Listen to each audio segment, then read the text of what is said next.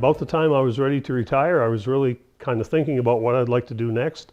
I hadn't really thought much about a legislative run, but was encouraged by 2 or 3 of my friends and started thinking about it, and decided that I thought that it was a time for us to have a person go to Augusta who was familiar with Aroostook County.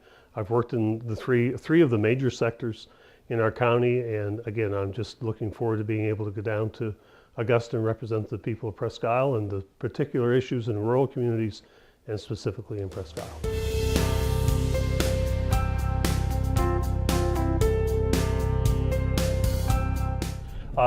I am strongly pro-life, and again, I think it goes just back to my own personal moral and ethical values. I do believe that abortion is ending a human life, and so I am very strongly pro-life, and always have been. Don't have to worry about doing any flip-flopping on things like that. And again, I just think it's a travesty. Yeah, and again, part of my platform has been traditional family values, and I guess that's kind of the overall term that I've used. And one of those traditional values, I believe, is marriage.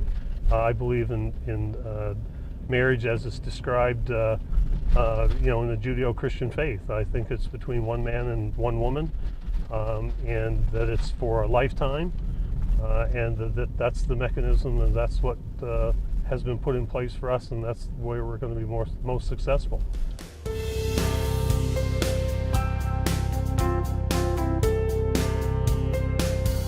I think it would be reasonable for us to have some limitations, or at least some criteria for folks to receive benefits. I don't think it's at all asking too much for a person to do a job search, to be able to document at least 2 or 3 places where they've looked for employment.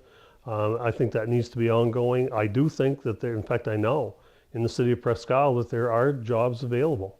And I think it's not unreasonable for us to ask people who are receiving benefits to be actively seeking employment, or to do those things that they could do.